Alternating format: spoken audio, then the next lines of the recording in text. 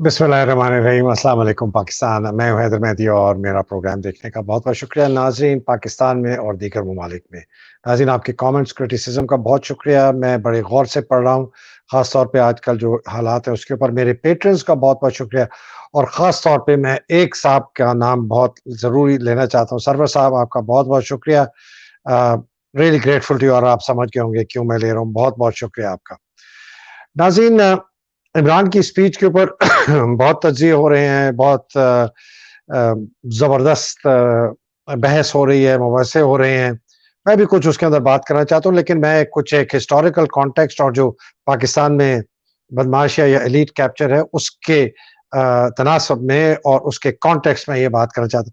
तो सबसे पहले वही जो चीज़ मैंने एक अपनी ट्वीट में भी कही कि इंतहाई एक स्टेट्समैन लाइक स्पीच थी।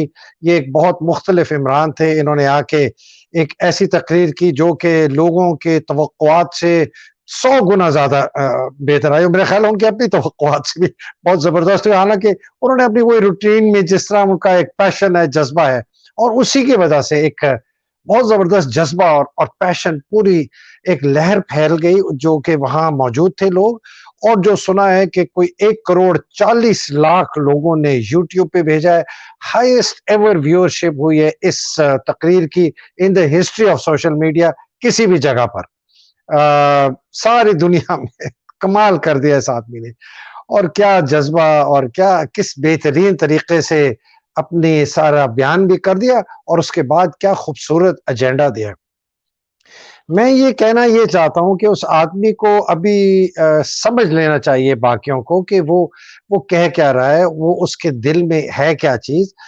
और ये जो रिएक्शन जो देखा है पूरे सारी दुनिया ने, और उनका एक और इंटरव्यू छपा, वाइस एक अंग्रेजी है, बहुत ज़बरदस्त एक फोरम है, आप उस पे जाइए। अंग्रेजी का इंटरव्यू 16 मिनट का, बड़े चुभते हुए सवाल पूछे हैं उसकी जो एंकर थी, और बड़ा ज़बरदस्त इमरान ने जवाब दिया। और उन्होंने जिस तरह वो करते हैं अपने ये उसके काट दिए, जो उसके मेरा ख्याल है बहुत अच्छे जवाब थे, लेकिन पता चल, लेकिन उसके बावजूद वो तकरीबन मेरा ख्याल है इस वक्त 5 लाख व्यूज हो गए हैं उसके अंग्रेजी के इंटरव्यूज के। तो आप सोचेंगे पाकिस्तान में तो 5 लाख लोग, ये सारी बाहर की दुनिया, इस तरह का इम्पैक्ट इमरान ने पूरी दुनिया पे किया, और पाकिस्तान में तो खैर किया। अब इसका रिएक्शन क्या है? रिएक्शन जो मैंने देखा है, कौम में तो खैर हमने देख लिया रिएक्शन।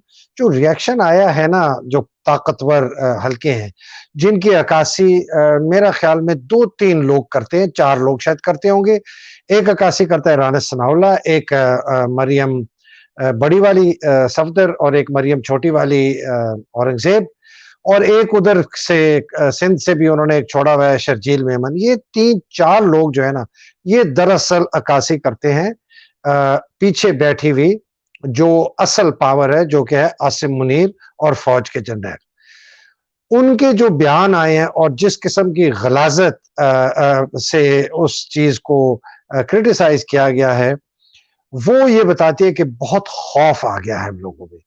अब इस खौफ के मेरी नज़र में 2 इसके असरात हो सकते हैं। एक तो आसिम मुनीर ये सोचे कि यार ये बहुत अब हालात जो है, इमरान की इतनी ज़्यादा सपोर्ट है, कितना हमने रोका, कहाँ-कहाँ हमने कोशिश नहीं की, लेकिन ये बंदा टस से मस नहीं हुआ, कौम टस से मस नहीं हुई। पूरा हमने मैदान में पानी फेंक दिया, पूरा लाहौर बंद कर दिया, लेकिन लोगों के ज़हन नहीं बंद कर सके, उनके दिल की धड़कन नहीं बंद कर सके। सब आए, और बेतहाशा वो कि कोई कह रहा था कि स्पेशल ब्रांच जो है उसने एस्टिमेट किया 5 लाख लोग हैं। मतलब कि अगर इमेजिन करें, अगर ना बंद हुआ होता तो कितने ज्यादा लोग आ गए। तो उसको अगर ये चीज नजर आ रही है, आसिम को, lieutenant general retired Asim Munir, गैर आईनी, गैर कानूनी यूसर्पर आर्मी चीफ, अगर उसको ये समझ आ गई है, तो उसके बाद 2 रास्ते। एक ये रास्ता है कि यार हालात इस तरह होंगे, ये तो लड़ने मरने पर लोग निकल आएंगे, और अगर हमने ऐसे ना किया तो या तो खाना जंगी हो जाएगी। تو انہوں نے اپنے ذہن سے فیصلے کرنے کہ یار میں بچ جاؤں گا. عاصم اب سوچ رہا ہے میں بچ جاؤں گا, میری بیوی بچ جائے گی, میری اولاد بچ جائے گی, اس کا بھی ایک اسپیشل چائلڈ ہے ضلع شاہ کی طرح, جس طرح بربریت سے ضلع شاہ کو مارا گیا ہے. اور وہ بے شرم ڈاکٹر جاوید اکرم, جس نے 30 منٹ میں اپنی 30 سال کی کمائی ہوئی عزت کو گٹر میں پھینک دیا اور اس کے پیچھے خود چھلانگ مار دی, اور اس فورینزک رپورٹ کو کہتا ہے کہ یہ ایکسیڈنٹ ہے. ایک وہ ڈاکٹر ہے امریکہ میں, اس نے ڈاکٹر اکرم کی بس میں کیا کہوں کہ کیا نہیں کیا, اور یہ آدمی آج تک کیئر ٹیکر منسٹر اور بک گیا. چلے ایسے لوگ ہیں. یہ میں بتاؤں گا یہ عکاسی ایک اس گرتے ہوئے معاشرے کی کرتے ہیں جو تباہ ہونے کو اپنے دیکھ رہا ہے اور وہ اپنی آخری جنگ لڑ رہا ہے. تو اس یہ جو خوف آ گیا ہے عاصم کو, یہ ایک طریقہ ہے کہ الیکشن کا, یا وہ کہے جی اچھا نہیں ہم تو ڈٹ جائیں گے اور مر جائیں گے اور لڑ جائیں گے. تو پھر جو رائٹنگ آن دا وال ہے نا جی, وہ میرے لیے ایبسولوٹلی کلیئر ہے. میں یہ دیکھتا ہوں کہ میں نے انٹرسٹنگ جو میں نے کچھ بڑے لوگ مجھے چیزیں بھی بھیجتے ہیں, خود بھی میں دیکھتا ہوں کہ کیا کیا ہو رہا ہے کیا کیا نہیں ہو رہا. تو میں نے یہ کافی چیزیں جو ہے میں نے کلیکٹ کی. ابھی میں ایک یہ آپ کو بتلاتا ہوں, یہ ذرا دیکھیں اس آدمی کو. یہ آدمی یو اے ای سے آیا ہے, اس کا 6 مہینے کا بچہ, اور اس سے جب پوچھا کہ کوئی کہتا ہے جی عمران کے لیے آیا, یہ اس کے لیے. اور اس نے کہا تمہیں خوف نہیں آتا پولیس سے؟ اس نے کہا جی پولیس سے کیا, ہمیں تو ابھی فوج سے بھی خوف نہیں آتا. یہ اس آدمی نے یہ اپنا بیان دیا. یہ جی تصویر آپ دیکھیں, یہ ہمارا ضلع شاہ, اور یہ جی ڈاکٹر اکرم جاوید اکرم, اور ساتھ بیٹھا ہے وہ بہت ہی بد نصیب انسان محسن نقوی, جس کا میں تو کچھ بیان بھی نہیں کر سکتا. اور یہ لوگوں کو بتا رہا ہے کہ جی ضلع شاہ جو ہے ایکسیڈنٹ میں مارا گیا. یہ جی جو تصویر ہے نا, یہ آپ ایک ایسے لڑکے کی ہے جس نے ایک ایسی بات کی جو کہ میں بھی سن کے ہل گیا. وہ کہتا ہے کہ جی ہم عمران کے لیے نہیں نکلے ہیں, ہم نکلے ہیں اپنے فیوچر کے لیے, ہم نکلے ہیں اپنے حقوق کے لیے, ہم نکلے ہیں آزادی کے لیے, ہم نکلے ہیں رول آف لا کے لیے. اور کہتا ہے جی 30 اپریل ہماری ریڈ لائن ہے, اگر 30 اپریل کو ہمیں نہیں دیا گیا, ہمیں نہیں اگر الیکشن کرائے گئے تو جی عمران خان جو مرضی کہتا رہے, ہم پھر حالات اپنے ہاتھ میں لیں گے, ہم پھر لڑیں گے, اور اگر ہمیں لڑنا پڑا ہم لڑیں گے, اور ہم اپنے ہاتھوں سے اس حکومت کو گرائیں گے, اور ہم اپنا کوئی چوز کیا ہوا بندہ ہم حکومت میں لائیں گے. یہ میں وارن کرتا جا رہا ہوں, بڑے عرصے سے 11 مہینے سے میں وارن کر رہا ہوں کہ آپ ایسے, یہ پڑھا لکھا بچہ ہے, 18 سال پڑھا ہے, یہ اس کا مطلب ہے اس نے ایم اے کیا ہوا ہے, یہ کہتا ہے کہ جی میں لڑنے کے لیے تیار ہوں, ہم نہیں چھوڑیں گے. اور یہ سوچ عام طور پر یوتھ میں, اور یہ کوئی تخریب کار نہیں ہے, یہ کوئی ٹیررسٹ نہیں ہے, یہ پڑھے لکھے بی اے ایم اے کے بچے ہیں جو اپنی زندگیاں بنانا چاہتے ہیں. اور میں وارن کر رہا ہوں کہ آپ پاکستان کے اندر ان لوگوں کو اس طرح دیوار پہ لگائیں گے کہ نو عمران روک بھی نہیں سکے گا ان کو, اور پھر آپ نہیں بچ سکتے, کوئی بھی نہیں بچے گا, جرنیل نہیں, جج نہیں, رانا ثناءاللہ نہیں, مریم صفدر نہیں, مریم اورنگزیب نہیں, شرجیل میمن نہیں, آصف زرداری نہیں, شہباز شریف نہیں, کوئی نہیں بچے گا. مصدق ملک جو مسکرا کے جھوٹ بولتے ہیں, کوئی نہیں بچے گا. احسن اقبال نہیں بچے گا. میں یہ بات کر رہا ہوں میٹافورکلی کہ یہ لوگ عکاسی کر رہے ہیں اس نظام کی جس کے خلاف پوری قوم اب انکار کر گئی ہے کہ ہم نے آپ کو نہیں مانا. یہ نہیں بچیں گے, مت کریں. دیکھیں میں ایک یہ ایلیٹ کیپچر کا میں بات اس لیے کرنا چاہتا ہوں کہ آپ کو سمجھ آئے کہ یہ جنگ کیا ہے. دیکھیں جی ایلیٹ کیپچر پاکستان میں نا, وہ تو اس خطے میں تو ہزاروں سال سے ایلیٹ کیپچر ہے, جو عام آدمی وہ پستا رہا ہے. 1947 میں جب پارٹیشن ہوا پاکستان میں ایگزیکٹلی وہ ایلیٹ کیپچر رہا. ہندوستان میں دو چیزیں انہوں نے کی. انہوں نے فوج کو قانون کے تحت لے آئے اور نہرو نے فوری طور پر جتنے ان کے جاگیردار تھے نیشنلائز کر دی, اس نے لینڈ ریفارم کر دی, ان کی طاقت ختم کر دی, اور جتنی ریاستیں ختم کر کے ان کا جی تم انڈین یونین کا حصہ ہو, یہ کی. اور تیسری چیز اس نے جو کی, اس نے آئین دے دیا 1939 49 میں. تو 2 سال میں ان کے پاس آئین آ گیا. پاکستان میں وہی لوگ اسمبلی میں تھے جو 1946 میں الیکٹ ہوئے تھے, پارٹیشن سے پہلے جو ایک اسمبلی میں الیکشن, وہ لوگ 1956 تک آئین نہیں بنا سکے.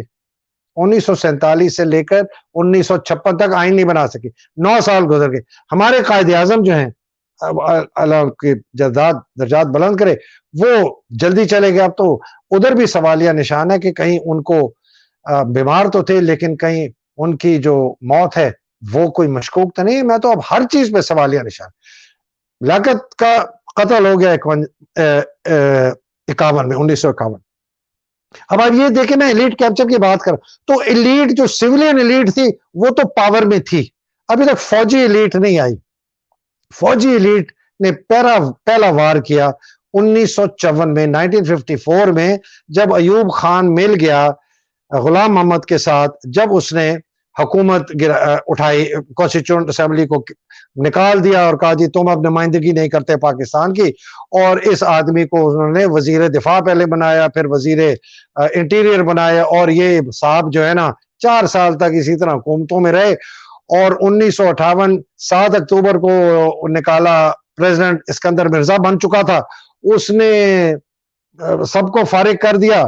جو اس وقت وہ ہمارے بیچارے وزیر اعظم تھے, ان کے فیروز خان نون, ان کو بڑا معافی مانگی. Feroz Khan Noon by the way ایک جب پرائم منسٹر بنا, ایک لینڈ ریفارمز کمیٹی کی میٹنگ میں پرائم منسٹر کہتا ہے کہ کوئی لینڈ ریفارم نہیں ہوگا, جو یہاں جاگیردار ہے, فیوڈل ہے, اس کی طاقت کو ہم نے قائم رکھنا ہے. یہ فیروز خان نون آن ریکارڈ ہے کہتے ہوئے. تو یہ ان کی سوچ تھی. سویلین ایلیٹ کیپچر تو تھا, کاروباری بھی انہی سے نکلے, بیکاز پہلے تو کاروباری بیشتر ہندو تھا, وہ بھاگ گیا ادھر جو ہے نا چیلوں کی طرح جھپٹے مارے. جو یہ یہاں پاکستان میں بیٹھے ہوئے تھے لوگ, جو باہر سے لٹے پٹے آئے, انہوں نے بھی کوئی اپنے آپ کو شروع کیا, اور کیا شروع. لیکن آپ یہ سمجھے کہ ایلیٹ کیپچر شروع سے ہے, 47 سے ہے, اور یہ جاگیردار اور سردار اور نوابزادے, میں ایک اور بھی نام لینا چاہتا تھا نہیں لیتا, یہ سب تھے. فوج نے 1958 میں جب ایوب نے کیپچر کیا تو فوج کا ایلیٹ کیپچر شروع ہوا, اور یہ ایلیٹ کیپچر چلتا رہا آج تک. اور یہ ایلیٹ کیپچر ہے کیا؟ ایلیٹ کیپچر یہ ہے کہ طاقت تھی فوج کے پاس, ان کے ساتھ مل گئے کاروباری. کبھی وہ سیاستدان کا بھیس بن کے آتے تھے, کبھی پیور کاروباری بنتے تھے. سیاستدان کا بھیس کیا تھا؟ نواز شریف, آصف زرداری. سیاستدان اور باقی کاروباری وہ کون ہو گئے؟ وہ ان کی شکل آپ آج منشے میں دیکھ لیں, رزاق داؤد میں دیکھ لیں, جو عمران کے ساتھ تھے, بالکل ایلیٹ کیپچر کا حصہ ہے اپنے مفاد کو بچانے کے لیے. یہ دو گروہ جو تھے, کاروباری اور فوج, مل کے انہوں نے پاکستان کے تمام وسائل پر قبضہ کر لیا, اور ابھی تک قبضہ ہے. فوج جو ہے وہ بھی کاروبار میں شامل ہو گئی, تو وہ بھی ان کاروباریوں کے ساتھ جو کہ اپنے کاروبار چلاتے تھے, اسی قسم کے کاروبار بھی انہوں نے شروع کر دیے. فوجی کو کیا پتا کہ سیمنٹ فیکٹری لگاؤ, اس کو کیا پتا کہ جی فرٹیلائزر کی فیکٹری لگاؤ. یہ سنگل پسلی ڈھکن ہے. ان کو کاروباری بتاتے تھے, سر یہ لگائیں, سر یہ ٹیکسٹائل میں بھی جائیں, سر یہ سیمنٹ میں بھی جائیں, سر یہ اب اس میں جائیں. یہ کرتے کرتے اس وقت فوجی فاؤنڈیشن پاکستان کا سب سے بڑا بزنس گروپ ہے, سب سے بڑا. جو 12 بڑے بزنس گروپ ہیں جو 41% کنٹریبیوٹ کرتے ہیں پاکستان کی اسٹاک ایکسچینج کی پوری جو اس کا حجم ہے, اس میں سے 6% یہ ہیں سب سے بڑا. اتنا بڑا لوٹ ہے.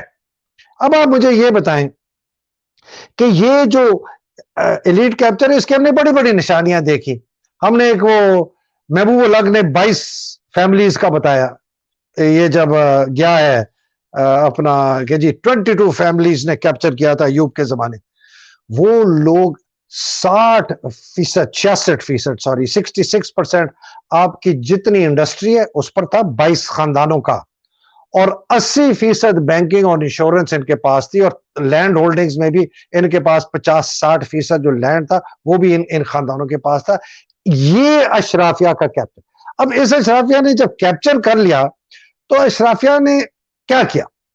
बदमाशिया अशराफिया फौज मिला के इन्होंने कुछ कारोबार बनाए। अब मुल्क के जो वसाइल हैं ये इन्होंने उन जो कारोबार इन्होंने बनाए थे उनको सपोर्ट करने के लिए दिए।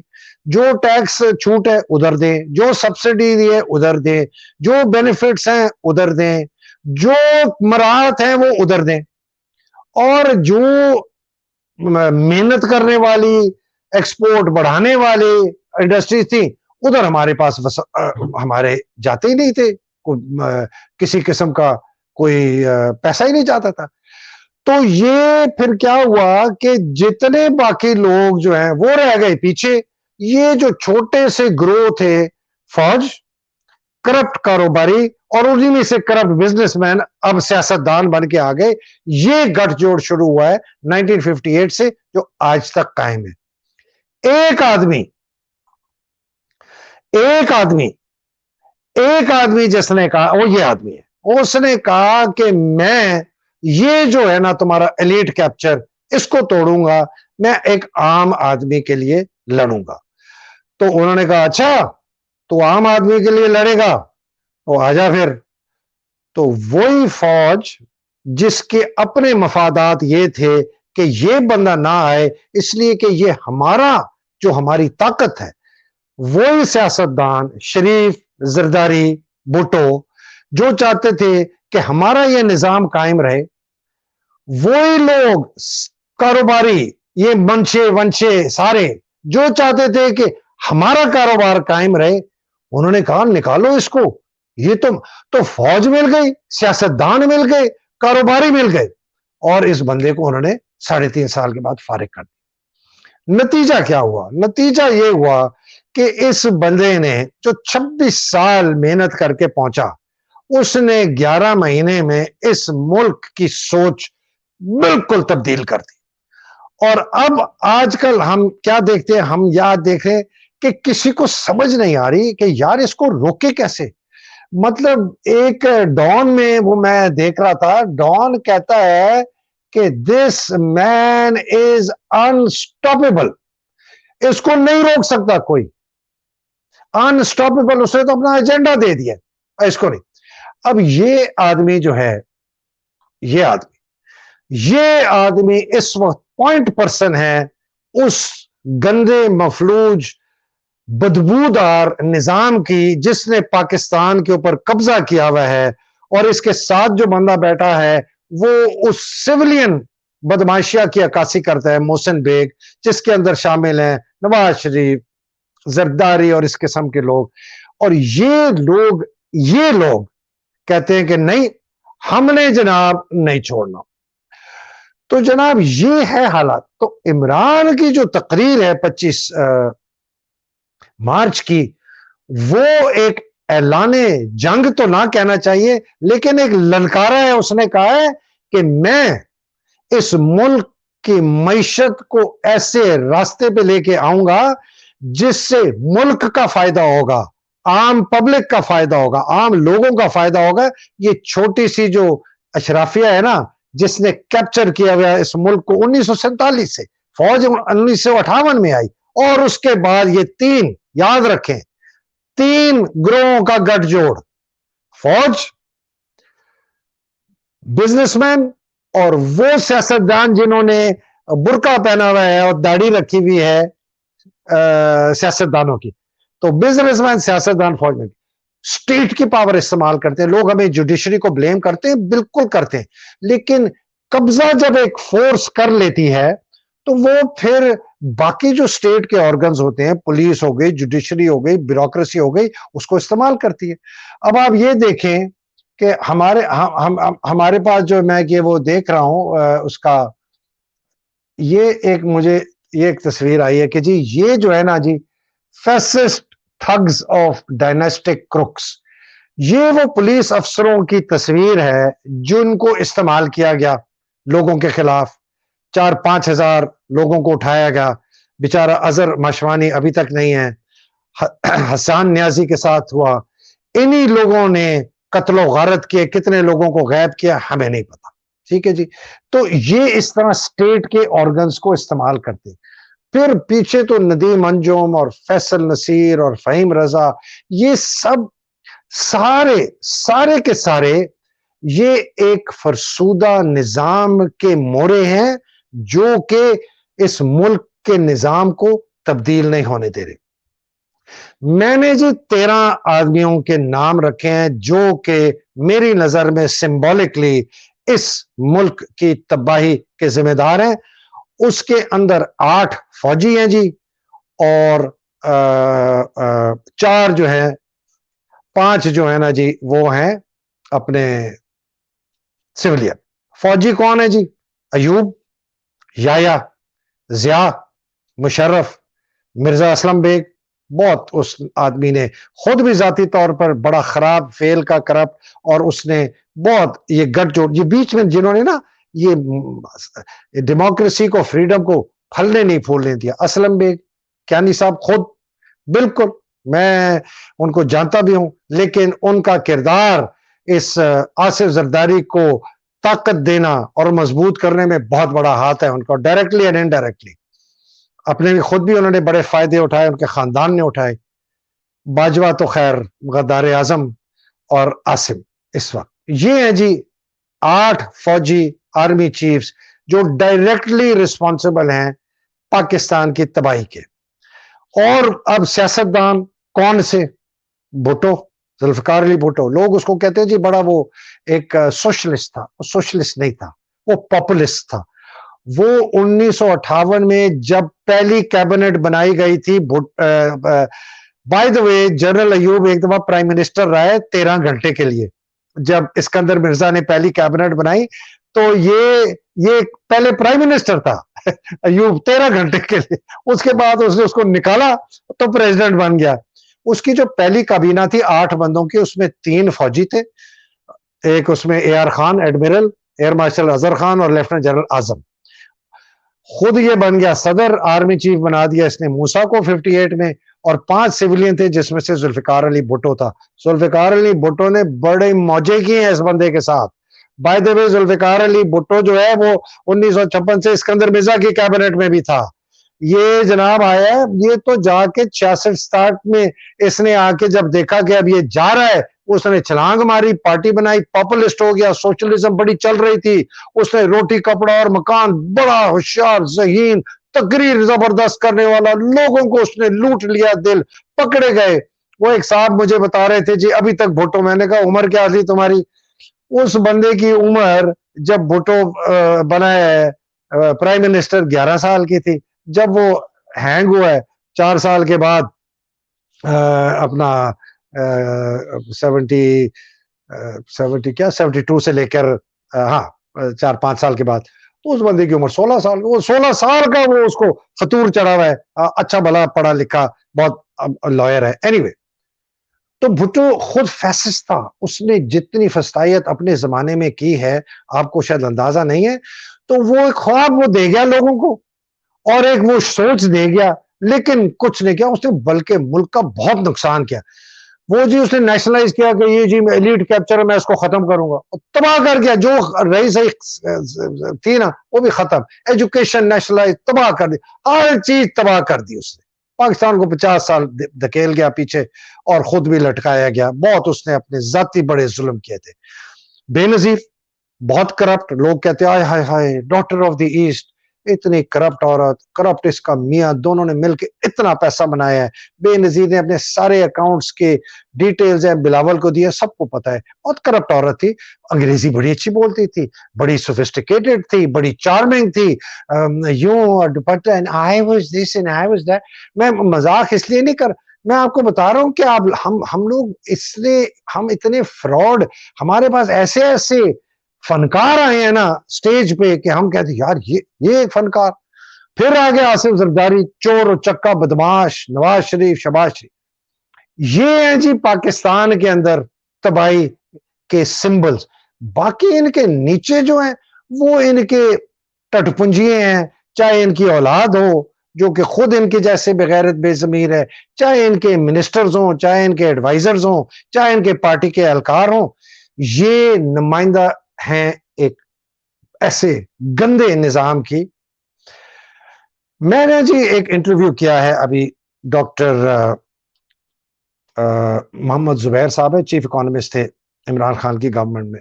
वो अगर इंटरव्यू आपने मिस कर दिया तो आप पाकिस्तान की सारे मसले के समझने में, उसके हल में मिस कर जाएंगे। वो कल इंशाल्लाह आएगा।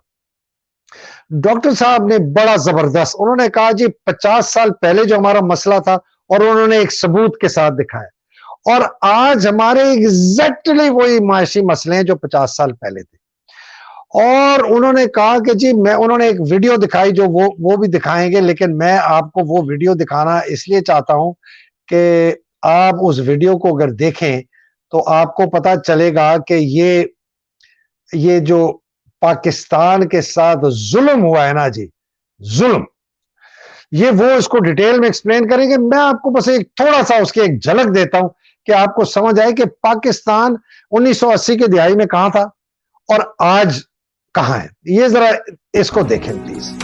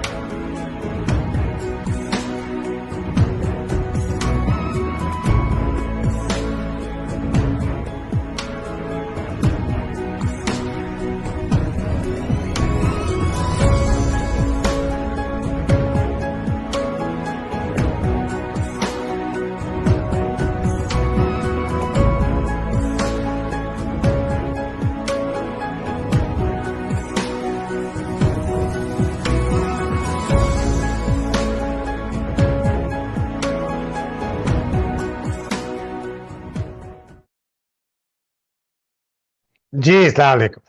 अच्छा जी, मैं इसमें ज्यादा बात नहीं करूंगा, सिर्फ ये बताना था कि 1980 में हम सबसे ऊपर थे और 2018-19 में हम कहा है। ये फिर आप उस इंटरव्यू में देखें, वो इतना जबरदस्त इंटरव्यू है, प्लीज उसको देखिएगा। वो 2 पार्ट्स में है।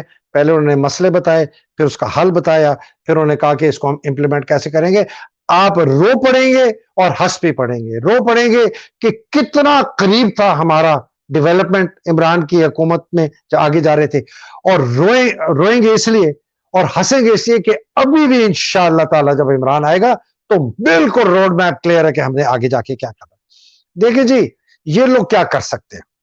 ये लोग डरा धमका सकते हैं, लोगों को मार सकते हैं, कत्ल कर सकते हैं, जेल में डाल सकते हैं, टॉर्चर कर सकते हैं, सब कुछ उन्होंने कर लिया। इमरान को नाअहल कर सकते हैं, कैद कर सकते हैं, इमरान को खुदा ना खास्ता पार्टी से नाअहल करा देते हैं, पार्टी को बैन करा देते हैं। खुदा ना खास्ता इमरान के साथ भी बहुत कुछ जुल्म है। मैं एक बात आज ऑन रिकॉर्ड कह रहा हूं, ये मेरी बात आप याद रखना। कुछ भी कर लें, ये जो चेंज आया है पाकिस्तान में, ये नहीं रुकने लगा। ये अगर शराफत से मान गए तो खाना जंगी और खून रेजी नहीं होगी। शराफत से नहीं माने और ये अपनी आखिरी हद तक चले गए, इतनी खून रेजी और इतनी खाना जंगी होगी कि ये मुल्क का शक्ल जो है ना बिगड़ जाएगी। और शायद शायद ये शायद बेहतर हो, इसलिए कि इतना ज्यादा ये فکس ہے، یہ سیمنٹڈ ہو گیا ہے، یہ گڑ گئے ہیں اتنے زیادہ کہ شاید ان کو تباہی اور بربادی کے علاوہ شاید یہ اکھڑے نہ. میں یہ کہہ رہا ہوں شاید یہ. میں جی الیکشن کی ایک بات کر کے پھر میں آگے کلوز کر رہا ہوں. اعتزاز احسن نے اتنی سختی سے کہا کہ الیکشن ہوں گے، 30 اپریل کو پنجاب میں ہوں گے، جو بھی 29 اور 28 مئی کی کے پی میں ہوں گے، ان کا باپ بھی نہیں روک سکتا. فوج پولیس بھی دے گی، سپاہی دے گی، پولیس بھی سپورٹ کرے گی، پیسے بھی ملیں گے. یہ میں دیکھتا ہوں کہ یہ کیسے نہیں دیں گے. اب دیکھتے ہیں کہ اگر اعتزاز احسن نے اتنے دڑلے سے اور اس سے غصے سے اس نے کہا، اور اس نے بھی یہ کہا کہ اگر عمران کو کچھ ہو گیا تو یہ جو ان کی جو یہ فاؤنڈیشنز ہیں نا یہ اکھڑ جائیں گی. خیر اس نے نا 7-5-6 نام اور بھی لے لیے، لیکن میں تو کہتا ہوں وہ تو شاید جب جائیں گے تو لوگ مٹھائیاں بانٹیں گے، لیکن عمران کے ساتھ کچھ ہوا نا تو میں آپ کو بتاؤں یہ ملک میں ایسی خانہ جنگی آئے گی. anyway میں آگے چلتا ہوں جی. میں یہ بتانا یہ چاہتا ہوں جو میں بات کر رہا تھا جس میں اینڈ کرنا چاہتا ہوں کہ یہ ملک جن کو ہم بڑے کہتے ہیں یہ بڑے ڈیولپ ہو گئے ہیں، بڑے زبردست ہیں، میں ذرا ان کی میں آپ کو کچھ اعداد و شمار بتاتا ہوں.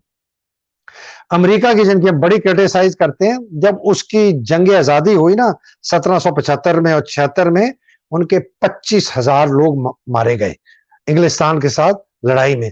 یاد رہے کہ بیشتر 90% یہ خود انگلینڈ سے ہی آئے تھے، اپنے ہی جو ان کے ہم وطن ہم زبان ان کے خلاف لڑے، اور 25,000 ان کی ایک سال کے بعد 1860 سے لے کر 1864 تک ان کی آپس میں سول وار ہوئی، نارتھ سٹیٹس میں اور ساؤتھ میں.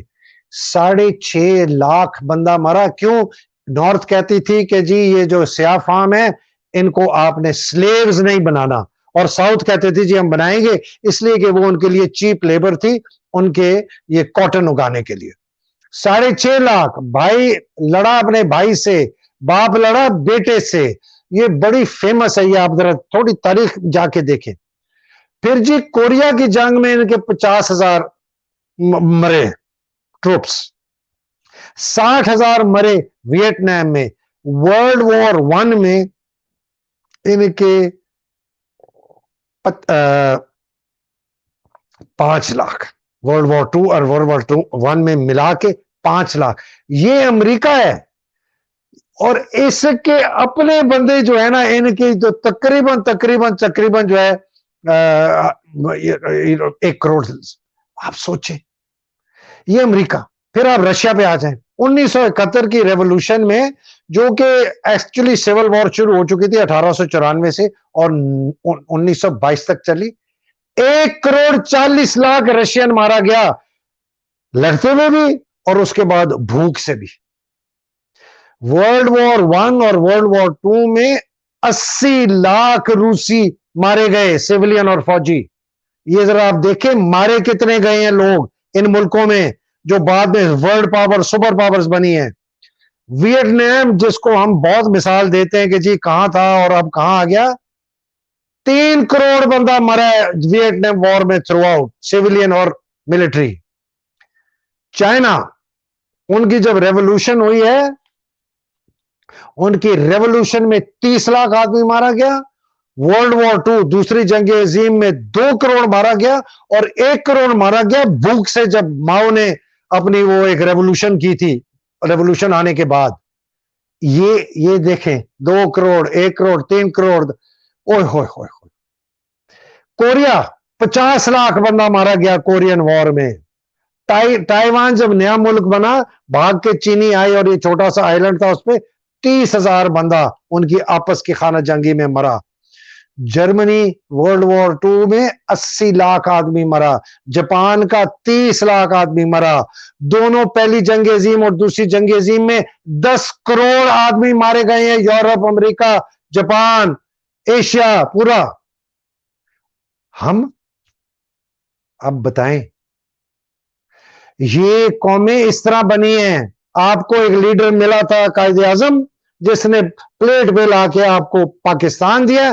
ایک آپ کو یہ لیڈر مل رہا ہے جو پلیٹ میں لا کے آپ کو حقیقی آزادی رول آف لا کی طرف لے کے جا رہا ہے، لیکن یاد رکھیں اگر وہ نہیں اس کو اجازت نہیں دی گئی تو آپ کو اسی راستے پہ جانا پڑے گا جو یہ میں نے آپ کو ملک بتائے، اس کے بغیر آپ گریٹ ایک ملک نہیں بن سکتے۔ ناظرین اب تک مجھے اجازت دیجیے گا، انشاءاللہ اگلی نشست میں ضرور ملاقات ہوگی۔ پاکستان میں جتنے حقیقی آزادی کی جنگ لڑنے والے لوگ ہیں، اللہ سبحانہ تعالیٰ ان کو اپنے حفظ و امان میں رکھے، عمران خان کو اپنے حفظ و امان میں رکھے، آپ سب کو اپنے حفظ و امان میں رکھے، پاکستان کو اپنے حفظ و امان میں رکھے۔ پاکستان زندہ باد، پاکستان پائندہ باد۔ انشاءاللہ بہت جلد ملاقات ہوگی۔ انٹرویو ضرور میرا دیکھے گا ڈاکٹر زبیر سے، وہ کل آ رہا ہے، 2 پارٹس میں آئے گا، کل اور پرسوں۔ الہی آمین۔ السلام علیکم، خدا حافظ۔